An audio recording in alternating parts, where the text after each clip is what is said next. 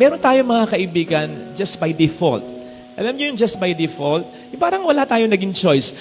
Yan, kahit di mo kakilala, na-accept mo, friends na kayo, co-parent mo, kaklase mo, katrabaho mo, ka-bike mo, ka-motor mo, ka-interest mo, yung mga ganon. Tapos na-stuck na, kaibigan mo na.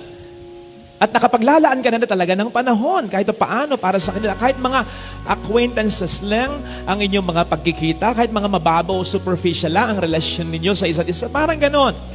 Hindi ko naman po sinasabi na wag natin kaibiganin or entertainin ang mga taong ganito. Pero may danger na ma-hook tayo at hindi na natin makita yung mga totoong kaibigan na para sa atin ay ipinadala ng Diyos talaga. Kasi feeling natin, meron na, marami na, para tayong kumain at nabusog ng mga pagkain hindi masustansya.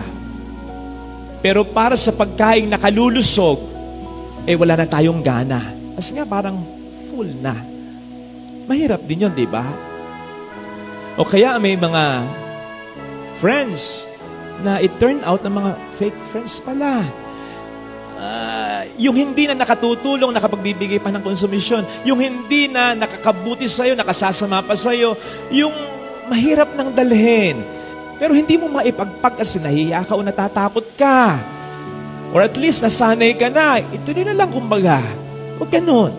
Kasi nga, ang kaibigan, may privilege ka na piliin talaga.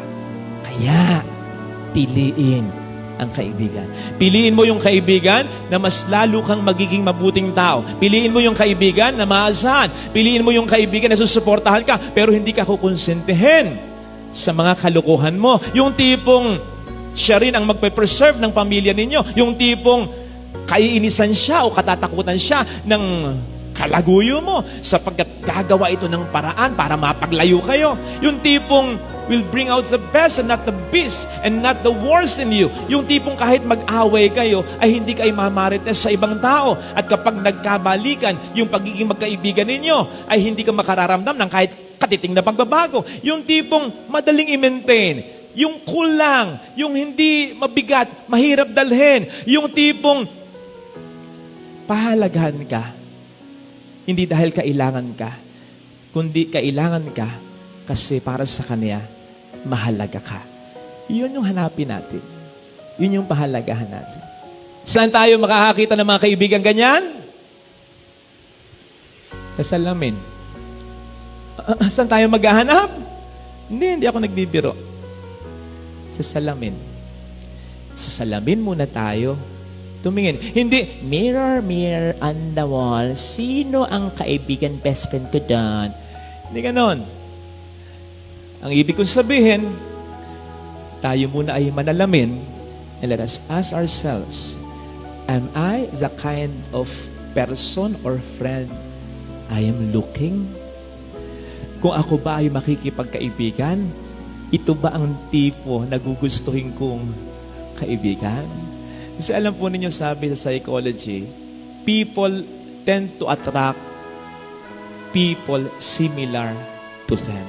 Kaya nga meron kasabihang, birds of the same feather flock together. So, magpakabuting tao ka muna, magpakabuting kaibigan ka, at yung mga mabubuti at tapat na kaibigan, they'll find you.